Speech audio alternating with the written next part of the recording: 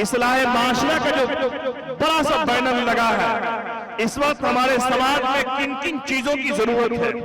लोगों, एक तरफ तो इस वक्त कुरान पाक की कुछ आयतों पर वो मलून एतराज कर रहा है, नौजुबिल्लाह, लेकिन इससे कुछ नहीं होना, इस पर भी गुफ्तगू होगी। इस वक्त हमारे माशरे के अंदर जहेज और न मालूम इतनी कैसी ऐसी रस्म रसूम और रिवाज है जिनकी वजह से शादी मसनून तरीके से नहीं हो रही है। लोगों, हमारे माशरे में बड़े बड़े लोग गीबत, चुगलखोरी, हसद और कीना और कपट के अंदर मुब्तला है। लोगों, एक दूसरे के लोग हुकूक की अदायगी नहीं कर रहा है।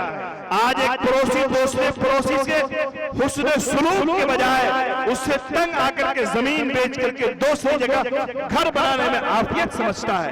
लोगों, आज हमारे यहाँ बेटियों को उसका हक भी नहीं दिया जा रहा है। आज हमारे समाज का ये हाल है कि जिस घर में देखिए झगड़े और फसाद की नौबत है। आज काबिल मुबारकबाद है साहबगंज के मुसलमान, गुयूर और गैरतमंद मुसलमान, जिन्होंने एक शमा रोशन करने की कोशिश की है और समाज को समाज बनाने की कोशिश की है, एक अच्छे माशरा और सोसाइटी की तश्कील देने की कोशिश की है। मैं आपको की कुर्बानियों को सलाम करता हूं और इस वक्त जरूरत है कि ऐसे इजलास की, इस वक्त जरूरत है ऐसे कॉन्फ्रेंस की और कन्वेंशन की कि हम मुहासबा करें और अपनी जिंदगियों में इनकलाब बर्पा करें और जनाब मोहम्मद रसूलुल्लाह सल्लल्लाहु अलैहि वसल्लम की सुन्नत और शरीयत के मुताबिक जिंदगी गुजारने की कोशिश करें। हमारे दरमियान एक ऐसे मुकर्रिर है जो शीरी सुखन भी है जब जरूरत पड़ती है, लेकिन जब जरूरत पड़ती है तो वो गरजते भी हैं और बरसते भी हैं। और अल्लाह ने उनके अंदर गजब की तासीर दी है जबान के अंदर। ऐसे मुकर्रिर कि जिस जलसे में पहुंच जाए वो जलसा ही कामयाब समझा जाता है। आप तमाम हजरात उनके चेहरे, मोहरे और उनकी तकरीरों से वाकिफ है, लेकिन इस वक्त मुनासिब हालात में उनका जो बेहतर पैगाम है आज के इस इस्लाह माशरा के बैनर तले मैं उनसे इंतहाई अदब और एहतराम के साथ दावत देता हूं और उनसे दरखास्त करता हूं कि तशरीफ लाए, जिनसे मेरी मुराद हजरत मौलाना जियाउल्लाह जिया रहमानी साहब बानी व मुहतमीम कुल्लियात आयशा कदमपुरा सुपौल के आप तशरीफ लाए और अपने मवाइद हसना से महजूज फरमाए। व रहमतुल्लाहि व बरकातहू। वालेकुम अस्सलाम व रहमतुल्लाहि व बरकातहू।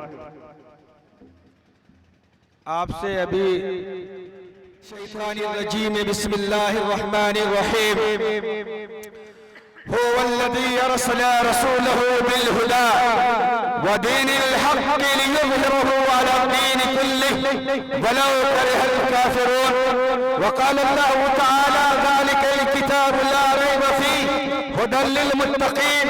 व क़ाला अल्लाहु तआला व इन कुंतुम फ़ी रैबिन मिम्मा नज़्ज़लना फ़अतू बिसूरतिन मिन मिस्लिहि वदउ शुहदाअकुम मिन दूनिल्लाहि इन कुंतुम सादिक़ीन। हर सिमत मचलती किरणों ने अफशों ने शबे गम तोड़ दिया। अब जाग उठे हैं दीवाने, दुनिया को जगा कर दम लेंगे। ये बात आया है दुनिया पर, हम फूल भी हैं तलवार भी हैं, या बस में जहां महकाएंगे या खूह में नहा कर दम लेंगे। सोचा कबीर अब कुछ भी हो, हर हाल में अपना हक लेंगे। इज्जत से जिए तो जी लेंगे या जाम शहादत पी लेंगे। बुजुर्गान मोहतरम, इस इलाके की आन बान शान शौकत जाहो जलाल, एक मजबूत फिक्र, एक मुतहर्रिक जिंदगी रखने वाली शख्सियत, जिसके अंदर न सिर्फ ये कि इस इलाके के लिए दर्द है, प्यार है, हमदर्दी है, मैं ये समझता हूं कि पूरे सूबा बिहार और खासकर जिला अररिया और उसमें भी नरपतगंज विधानसभा के लिए, इस इलाके के लिए एक मजबूत फिक्र रखने वाली शख्सियत जो हिंदू और मुस्लिम दोनों की देखे जाते हैं और जिनके चेहरे को प्यार से पढ़ा जाता है, जिनकी आमद इलाके के लोगों के लिए फख्र की बात हो जाती है और लोगों का सीना चौड़ा हो जाता है, जो बेशुमार हादसात को और बेशुमार होने वाले वाकयात को अपने चुटकी के इशारे से दूर कर देता है, जिससे मेरी मुराद आलिया मर्तबत जनाब अब्दुल समद डीलर साहब यहाँ मौजूद हैं और इनका मौजूद होना इस चीज की उनका ये मौजूद होना इस बात की दलालत करती है, उनकी मौजूदगी आप लोगों के लिए हौसला का सबब है, आप लोगों के लिए जुर्रत का सबब है, इजलास की कामयाबी का सबब है। ये बीमार थे, मैं इलेक्शन में था, MIM की तरफ से मुख्तलिफ शहरों में मुख्तलिफ अजला में प्रोग्रामों में था, लेकिन उस बीमारी के आलम में जब ये पटना के अंदर एडमिट थे, हालात अच्छे नहीं रहे, इलाज चलता रहा, उस वक्त भी इस इलाके के मुसलमानों की फिक्र को लेकर वो बेड पर बैठे हुए और कौम की वहां से नुमाइंदगी कर रहे थे। मैं आलम डीलर साहब जो चापीन के रहने वाले हैं, मैं उनके साथ उनके लिए काम कर रहा था और बराबर इनकी सेहत के ताल्लुक से मालूमात हासिल कर रहा था। आज अल्लाह का करम है, इन तमाम हादसात, तमाम बीमारियों से निकलकर भाई अब्दुल समद साहब रौनक स्टेज हैं। अल्लाह ताला इनकी जिंदगी को सलामत रखे, अल्लाह आप तमाम को हौसला अता फरमाए। अरे इख्तिलाफ होते हैं, होते रहेंगे, लेकिन अब्दुल समद इस इलाके में एक सदी में पैदा होगा, इसलिए दिलों से तमाम चीजों को निकालें, आपस में इत्तेफाक और इत्तेहाद पैदा करें, एक हो जाओ तो बन सकते हो खुर्शीद मुबीन, वरना इन बिखरे हुए तारों से क्या बात बने। मेरे बुजुर्गों और दोस्तों, जिंदगी गुजारने के कुछ वसूल होते हैं। मैं इस मंडल में और इसके पशे मंजर में चंद गुफ्तगू आपसे करना चाहता हूँ। मैंने कुरान करीम की आयत पढ़ी है, कुरान करीम की वो आयत पढ़ी है जो मदरसे और मकतब का छोटा सा बच्चा भी उसे याद कर लेता है। कुरान करीम की वो आयत जो मदारिस इस्लामिया के पढ़ने वाले 4 साल, 6 साल, 8 साल और 22 और 23 साल और कब्र के मुंह तक जाने तक, जान निकलने से पहले तक जो आयत हर मोमिन की ज़बान पर रहती है, किताब खोलता है तो पहली आयत अलहम्द शरीफ के बाद जो सूरह है वो सूरतुल बकर है और उसकी दूसरी आयत अलिफ लाम मीम, ये एक मुस्तकिल आयत। दूसरी आयत में अल्लाह फरमाता है ज़ालिकल किताब ला रैब फीह हुदल लिल मुत्तकीन। अल्लाह ने खुला ऑफर दिया, खुला चैलेंज दिया, इस किताब में शक की गुंजाइश नहीं है। जो लोग शक कर रहे हैं और शक की बातें पैदा कर रहे हैं वो मरदूद है, वो जलील है, वो गुमराह है, वो न सिर्फ ये कि अल्लाह का दुश्मन है बल्कि इंसानियत का दुश्मन है। वो न सिर्फ ये कि अल्लाह के कलाम के खिलाफ, कुरान के 26 आयत के खिलाफ ये दाखिल करता है, बल्कि वो आलम इस्लाम और दुनिया के तमाम मुसलमानों को चैलेंज करता है। तुम जागते रहो, तुम जागते रहो, तुम सोते रहो, तुम चलते रहो, तुम मीटिंग करते रहो, तुम इजलास करते रहो, मैं इब्लीस हूँ। कुरान की 26 आयत के खिलाफ तेरे जागते हुए मुसलमान हमने रिट दाखिल कर दिया है। उस मजलूम, उस मजलूम के ऊपर, उस मलऊन के ऊपर, उस मातूम के ऊपर, उस जालिम के ऊपर उम्मत मुस्लिमा बेशुमार लानत भेजती है और हुकूमत से मुतालबा करती है। हिंदुस्तान की यकजहती को बरकरार रखना है, हिंदुस्तान की कौमी एकता को बरकरार रखना है। तो ऐसे फासिक, ऐसे मलऊन, ऐसे मर्दूम, ऐसे फिरौन के इंसान को जेल के सलाखों में डाला जाए और उसे कड़ी से कड़ी सजा दी जाए। आज का इस्लाह माशरा वज़ीर आज़म नरेंद्र मोदी मुतालबा करता है और उनसे ये कहा जाता है क्या जो लोग कुरान के खिलाफ खड़े हैं उन लोगों को नजरबंद किया जाए और उनको कड़ी से कड़ी सजा दी जाए। क्या आप लोग इस फैसले के साथ मुत्तफिक हैं कि वसीम रिजवी मलऊन को गिरफ्तार किया जाए और वो गिरफ्तार किया जाए? अबे हाथ उठा लो, कोई गिरफ्तार किया जाए, गिरफ्तार किया जाए।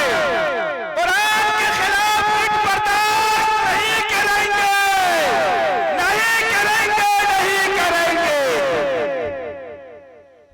सिखाना पड़ता है आप लोगों को।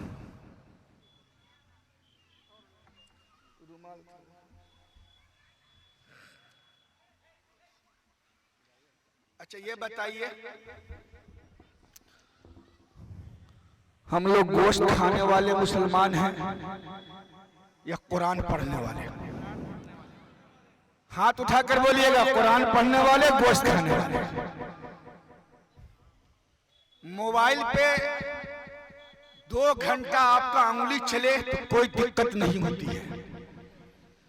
और सुनो मुसलमानों, हदीस सुनाता हूं। रसूलुल्लाह सल्लल्लाहु अलैहि वसल्लम ने फरमाया, हदीस का मफहूम, ऐ लोगों, जिसने जिहाद की नीयत से घोड़ा पाला, क्या पाला? अरे बोलो क्या पाला? घोड़ा पाला। बच्चा जोर से बोल रहा है, चच्चा आहिस्ता से बोल रहा है, कहीं नीतीश कुमार का ठप्पा नहीं लग जाए। कैसे काम चलेगा?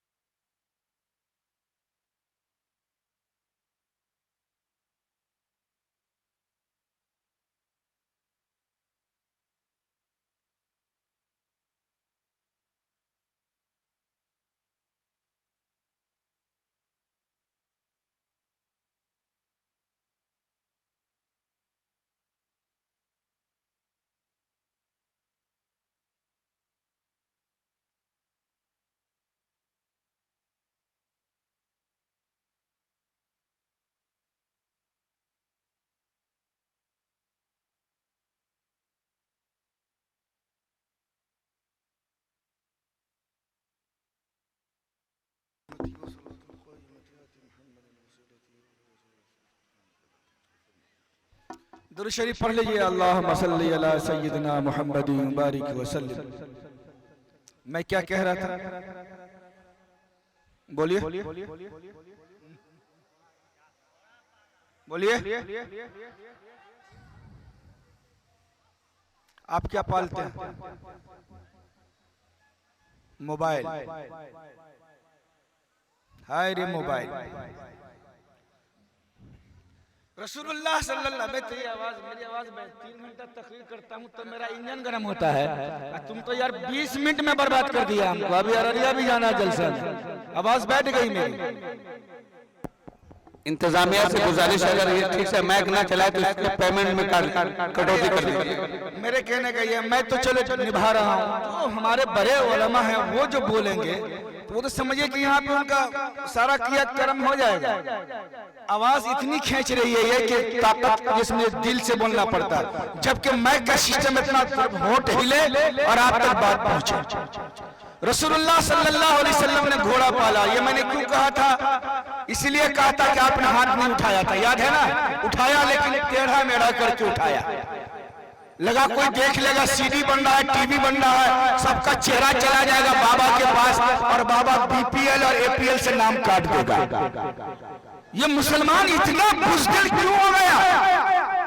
जिस बाजू को तलवार के लिए बनाया गया था, उम्मत मुस्लिमा को जिहाद के लिए तैयार किया गया था कि तुम अपने आप को, अपने जहन को, अपनी औलाद को, अपनी नस्ल को इस्लाम और इस्लामी तशख्खुसात को, इस्लामी शियार को बरकरार रखने के लिए सर पर कलम होना पर तो तैयार हो जाना। आज ये कौम बुज़दिल इसलिए हो गई है, इस उन्वान पर गुफ्तगू नहीं होती, और कोई गुफ्तगू करता है तो हम सुनना नहीं चाहते। रसूलुल्लाह सल्लल्लाहु अलैहि वसल्लम ने घोड़ा पाला और अल्लाह के नबी सल्लल्लाहु अलैहि वसल्लम ने फरमाया, है लोगों, जिसने जिहाद की नीयत से घोड़ा पाला, और फरमाइएगा, जिसने जिहाद की नीयत से घोड़ा पाला और घोड़े को उसके लगाम में बांधकर उसके अस्तबल में रख दिया, घोड़ा जितना चलेगा, घोड़ा जितना खाएगा और घोड़ा जितना उस मैदान में चहल पहल करेगा, उसके हर कदम पर घोड़ा पालने वाले के गुनाहों को माफ किया जाता है और उसके दर्जात को बुलंद कर दिया जाता है। मुसलमान इसलिए नहीं आया था कि दरी बिछाए, चटाई बिछाए। मुसलमान इसलिए आया इस दुनिया में कि अल्लाह के दीन को, जो सच्चा सच है, जो हक है, उसके तमाम दीनों के ऊपर इस दीन को पहुंचाया जाए।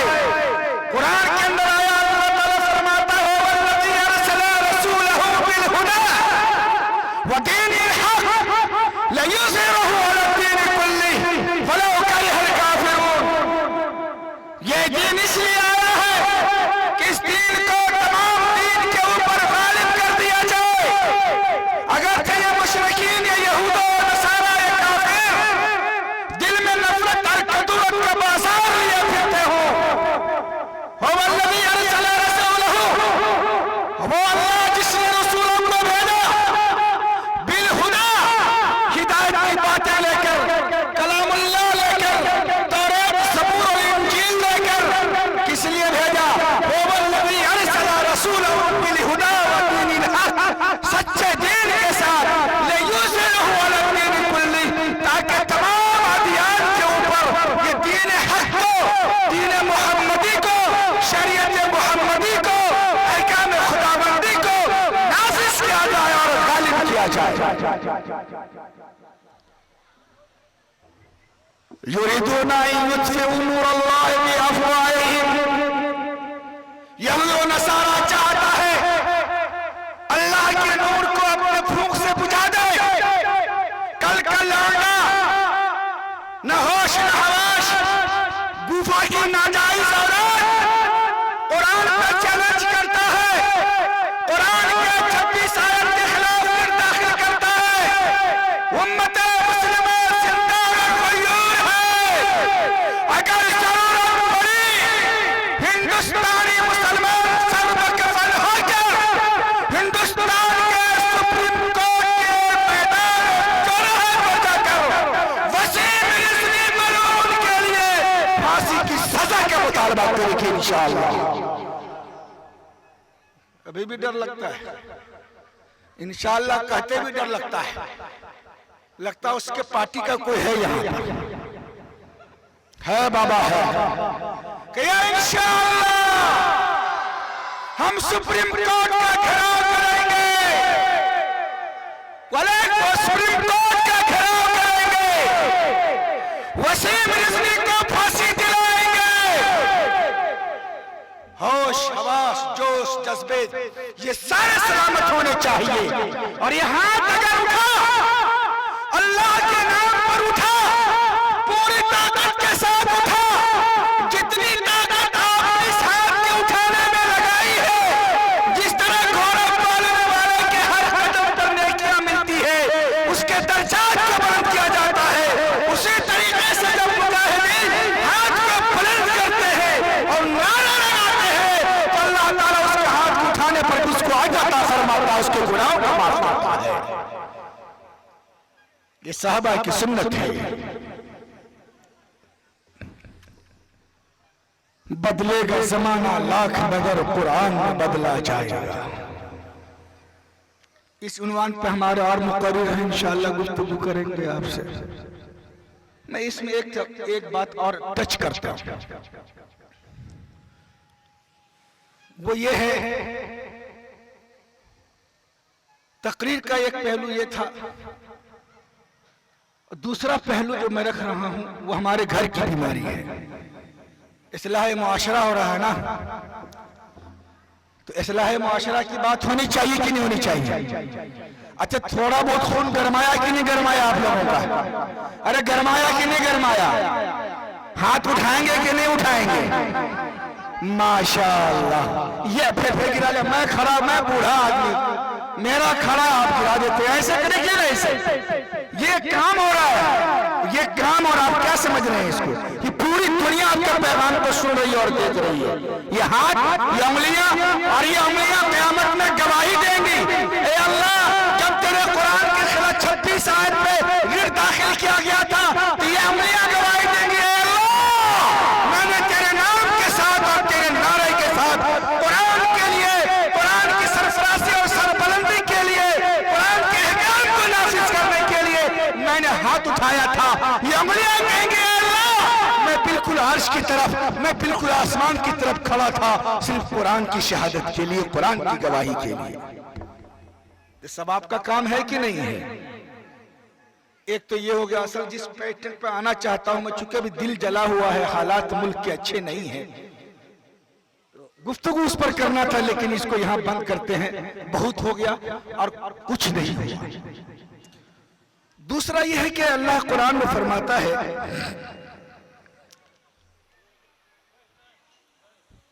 अल्लाह ने कुरान में फरमाया, सूरह यासीन शरीफ की आयत है कि ऐ मुजरिमों एक तरफ हो जाओ।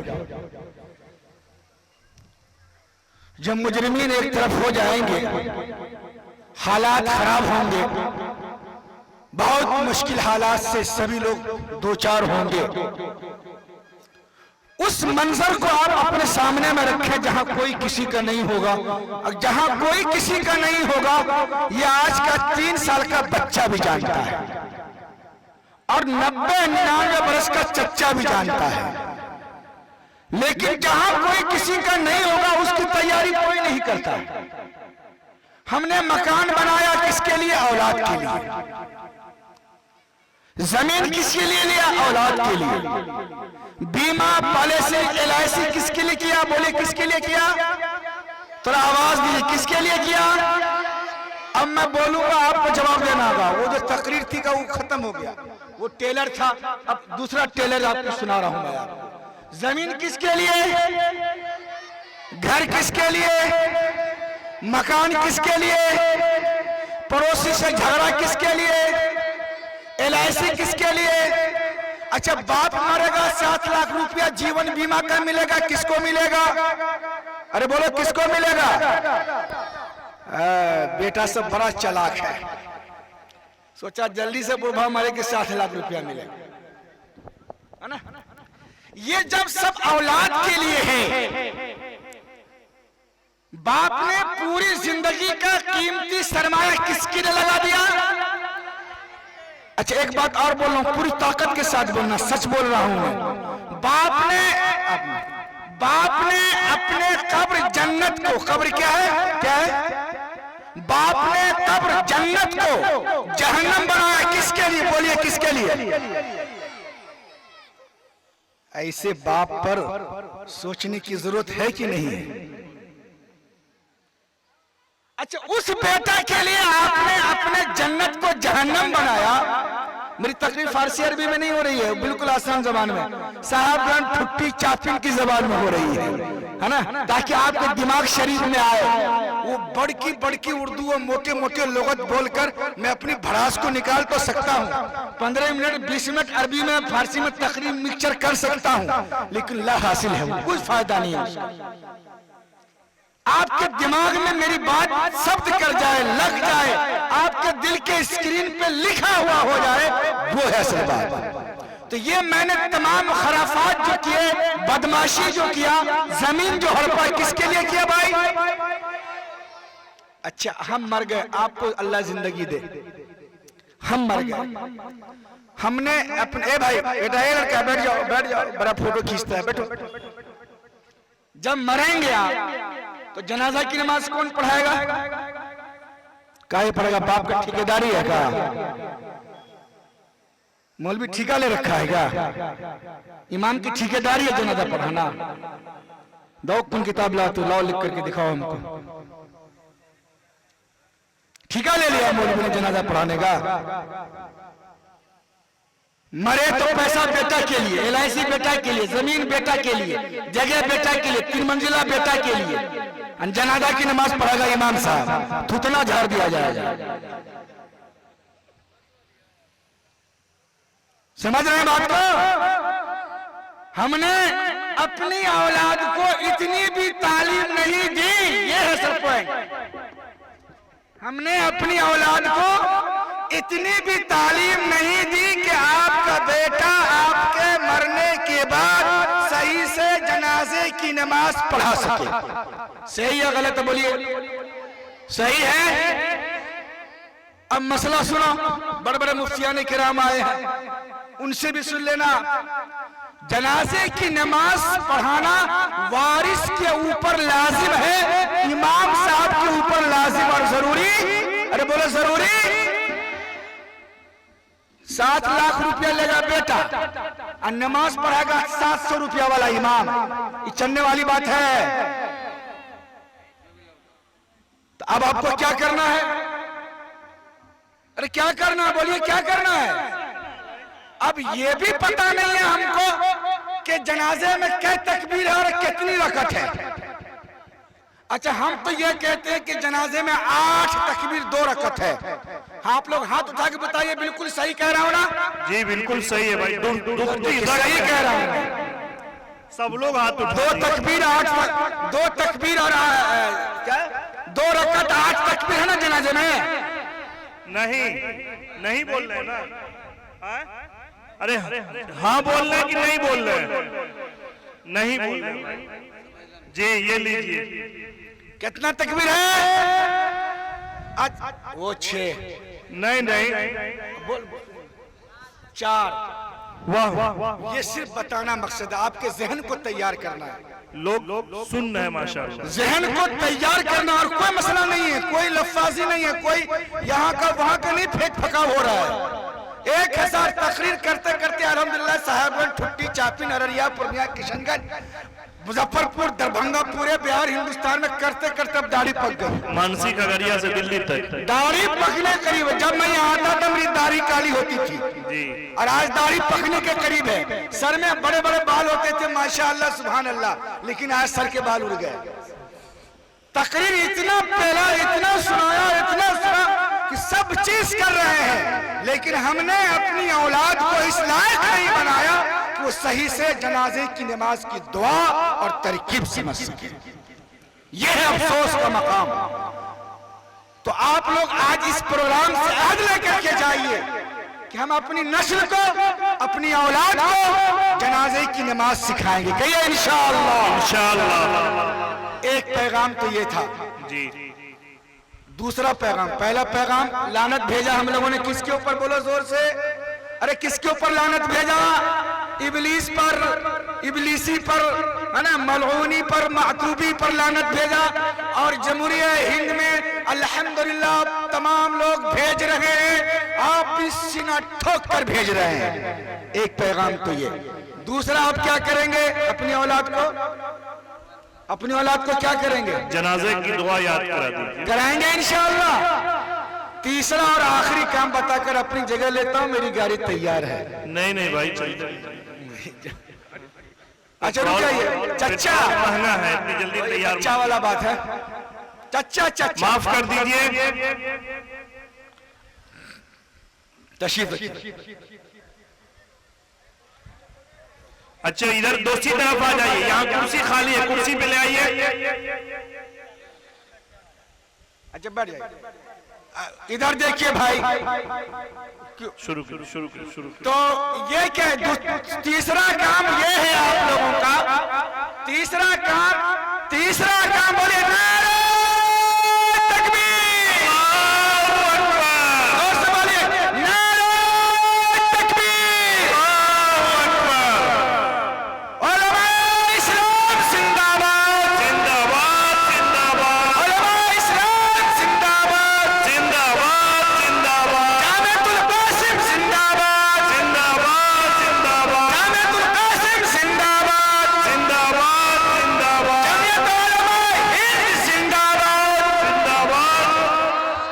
माशाअल्लाह।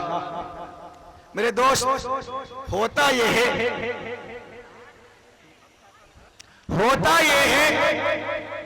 तीसरा काम बताकर बात खत्म। 1.5 मिनट 2 मिनट बहुत ज्यादा हुआ तीसरी बात के लिए भी।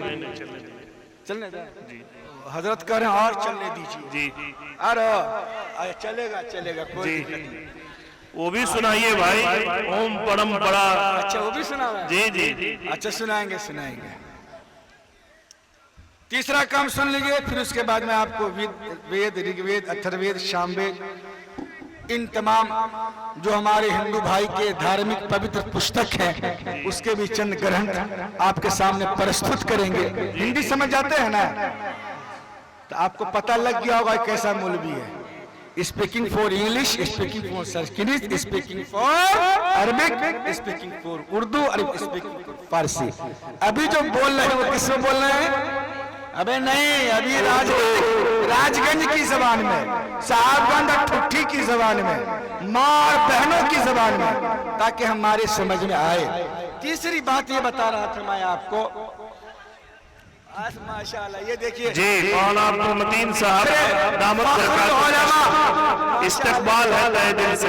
फखरुल उलमा तशरीफ ला चुके हैं हमारे फाजिल नौजवान मुहिब मुकर्रम मौलाना अब्दुल मतीन रहमानी, फाजिल दारुल उलूम देवबंद। चेहरा है नूरानी, सर पे टोपी है काली और रुमाल भी सफेद है। माशाअल्लाह, क्या जलवा है। अल्लाह ताला इनकी उम्र में बरकत अता फरमाए। हम लोग जलसों में रहते हैं अक्सर, ये कारोबार नहीं है हम लोगों का, बल्कि ये दावत है जी। ये दिल की कुढ़न है, ये दिल की चुभन है कि कहीं भी रहते हैं आप आवाज देते हैं, आना पड़ता है, आते हैं। तीसरी बात ये बताना चाह रहा था, एक तो अपने औलाद को जनाजे की नमाज सिखाएं, दूसरा ये है कि आप अपनी जिंदगी में तब्दीली पैदा करें। अब क्या तब्दीली आनी चाहिए? शायद आप लोग मुहर्रम मनाते होंगे या नहीं मनाते होंगे, वो आप जाने। अभी 12 वफात शवाबान का महीना और वो 15वीं शाबान की रात भी आने वाली है।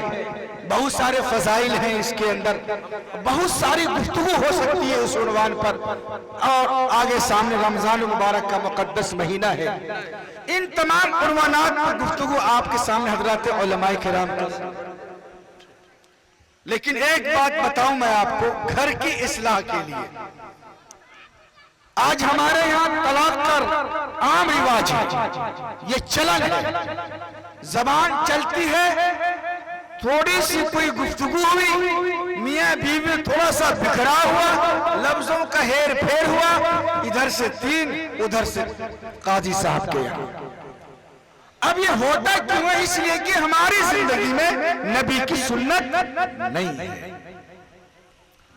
नबी इस चीज से बचने के लिए उलमाए किराम ने जो किताबों में हिदायत इरशादात फरमाए हैं, उसमें से 1-2 मैं नकल करता हूं। अगर आप चाहते हैं कि आपके घर में खैर हो, बरकत हो, मियाँ बीवी में इत्तेफाक रहे, झगड़ा नहीं हो, एक नुस्खा है। तावीज तो देने वाले बहुत देते हैं, लेकिन ये बेपैसे की तावीज है। और कुछ लोग मत मार टैबलेट में बांटते हैं। एक साहब गए मेरे मदरसा में, कहा मौलाना साहब, हमारी एक खातून, हमारी एक बहन गई कि मौलाना साहब फलनमा का बाप बातें नहीं मानता है, ऐसा तावीज दीजिए उसको कि कंगुलियां उंगली पर नचावे। किस पे नचावे? कंगुलियां उंगली पर नचाने की स्कीम, जिसको मत मार टैबलेट कहता है। ये हुआ क्यों? इसलिए कि हमारी जिंदगी में नबी की सुन्नत नहीं, मियाँ और बीबी का जो पाकीज़ा रिश्ता है, इसमें जो नबी करीम सल्लल्लाहु अलैहि वसल्लम ने अपने आप को मिसाल बनाकर आपके सामने, वो चीजें हमारी जिंदगी में आ जाए, इंशाअल्लाह हमारा घर फितने से, लड़ाई से, झगड़े से बहुत दूर हो जाएगा। और नबी की सीरत, नबी की सुन्नत घरेलू जिंदगी में अगर दाखिल हो जाए तो वो जिंदगी कामयाब है, वो घर कामयाब है, वो खानदान कामयाब है। मेरे भाइयों, तीसरी बात और आखिरी बात मैं आपके सामने में जो बोल रहा हूं, ये तमाम बातें कुरान और हदीस की रोशनी में मुफस्सल मुदल्लल तमाम तर हवालात के साथ आपके सामने उलमाए किराम बयान करेंगे। मैं भी एक पैगाम आपको जमीयतुल उलमा हिंद की तरफ से देना चाहता हूँ। जमीयतुल उलमा हिंद, जमीयतुल उलमा हिंद हिंदुस्तान की एक मुतहर्रिक और फ़आल तंजीम है जिसने आजादी से लेकर अब तक आपके लिए, इस मुल्क के लिए, इस मिल्लत के लिए अपने आप को पेश रखा है और बड़े बड़े कारनामे इस जमीयत ने इस मुल्क में दिए हैं। उसमें से चाहे वो जो कोरोना काल के अंदर, अभी इस दौर के अंदर जब कोरोना काल हुआ और जब बंगला वाली मस्जिद में ताले पड़े और 194 विदेशियों को नजरबंद कर दिया गया, तो जमीयतुल उलमा हिंद मौलाना अरशद मदनी साहब वाली जमीयत ने 193 विदेशी मेहमानों के लिए अदालत में जो केस किए गए थे वकील रख करके उस केस को मजबूती के साथ दिफा किया और अल्हम्दुलिल्लाह 193 के 93 तमाम विदेशी शहरी को बाइज्जत बरी किया। यह भी जिंदा कारनामा मालूम है ना आप लोगों को। ये मौलाना अरशद मदनी जमीयतुल उलमा हिंद। एक बात और बताऊं जमीयत के सिलसिले में, वो जमीयतुल उलमा हिंद, वो जमीयतुल उलमा हिंद जो अभी इस मुल्क में, एक जुमला बता रहा हूं, एक जुमला मुसलमानों अपने दिल की तख्ती पर लिख के जाना। 1000 तकरीर नहीं, 2 घंटे की तकरीर नहीं, मेरे ख्याल से मैं जो बोलने जा रहा हूं वो सिर्फ 5 सेकंड की वो बातें हैं।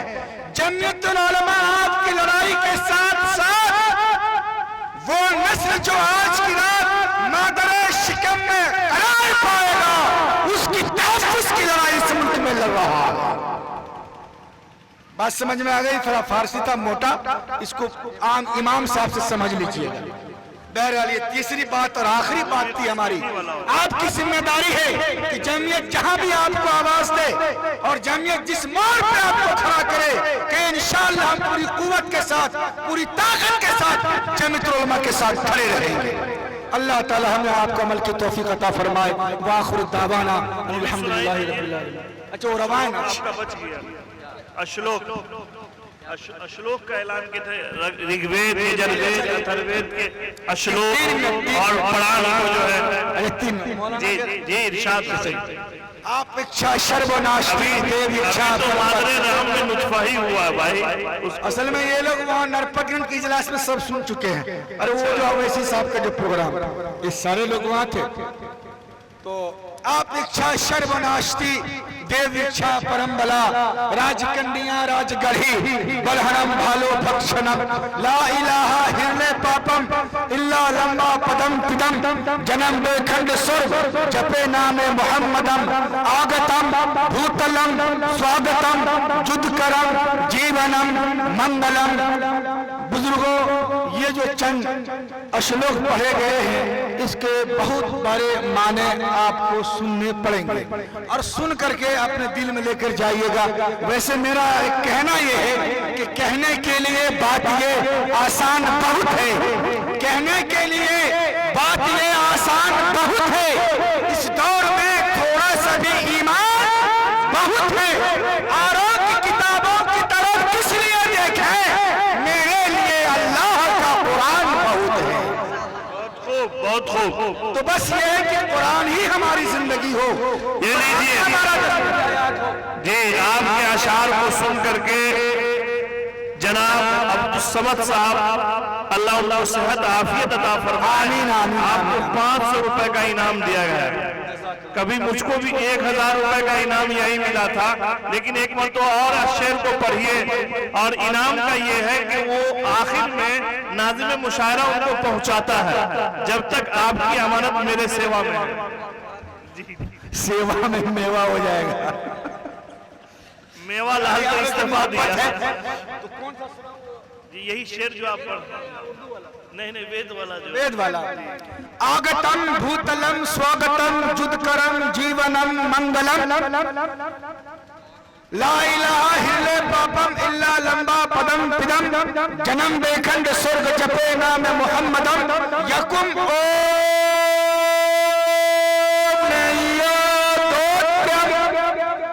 ला इलाहा इल्लल्लाह मुहम्मदुर रसूलुल्लाह सल्लल्लाहु सल्लल्लाहु अलैहि वसल्लम। इसमें एक ऋग्वेद का 20वें कांड का सूत्र पढ़ा गया है। इसको कहा जाता है अनकही सूत्र, अनकही सूत्र, जिसको हम कहते हैं अरबी में कलमा तय्यब। क्या मतलब है इसका? दोनों का जरा सा ये समझ लीजिए। जैसे हम ये कह रहे हैं कोई माबूद नहीं अल्लाह के सिवा, मोहम्मद सल्लल्लाहु अलैहि वसल्लम अल्लाह के रसूल हैं, और जीने में भी पढ़ना है, जब कोई मरने लगे तो उसके सिरहाने बैठकर तलकीन करना है। मरने वाले को मत कहिएगा पढ़ो पढ़ो, नहीं, तलकीन करना, आपको खुद पढ़ना है, उसके कानों तक आपकी आवाज पहुंच जाए, इसको तलकीन कह रहे हैं, ठीक है ना। जिस तरीके से हमारे यहाँ है कि मरने वाला जब मरे तो उसके सिरहाने बैठकर कलमा पढ़ा जाए, हमारे हिंदू समाज में, हिंदू भाइयों के यहाँ भी यही कलमा है, ला इलाहा इल्ला पापम। अगर कोई मरने वाला मर रहा हो, उसके सिरहाने बैठकर इस अनकही सूत्र को पढ़ा जाए, इस श्लोक को पढ़ा जाए, हिंदू रीति रिवाज के मुताबिक उसकी जबान पर अगर ये कलमा जारी हो जाता है, ये अनकही सूत्र पा जाता है, तो अल्लाह ताला उसको जन्नत नसीब फरमाते हैं। ये कुरान में, हदीस में तो है ही लिखा हुआ, लेकिन ऋग्वेद के 20वें कांड में भी ये लिखा हुआ है, मरने वाले के सिरहाने बैठकर ला इलाहा इल्ला पापम पढ़ा करो। जिसका मतलब ये है कि जब मरने वाला मरे, उसके सिरहाने बैठकर भी श्लोक के पढ़ोगे, उसके सारे पाप धुल जाएंगे, उसके सारे पाप धुल जाएंगे, और अल्लाह ताला उसको जन्नत में जगह अता फरमाएगा। मेरे बुजुर्गों और दोस्तों, ये छुपाया किसने? ये छुपाया उसने है जो मंदिरों में घंटा बजा रहे हैं, वो ब्राह्मण समाज के लोग जो 3-3.5% होकर पूरे हिंदुस्तान पर हुकूमत कर रहे हैं। कोई पिछड़ा, अति पिछड़ा, कोई शेड्यूल कास्ट, कोई देवी, कोई देवता नाम का जानने वाला इंसान ब्राह्मणों के मंदिर में नहीं जा सकता। इसलिए नहीं जा सकता, उस पर पाबंदी लगी हुई है। अरे एक मुसलमान का बच्चा आज मेरा मजहब इस्लाम बताता है, कुत्तिया अगर प्यासी है और एक कबाब पानी पिला रही है, नबी करीम ने फरमाया इसको जन्नत की बशारत है। लेकिन तुम किस दुनिया में खोए हुए हो?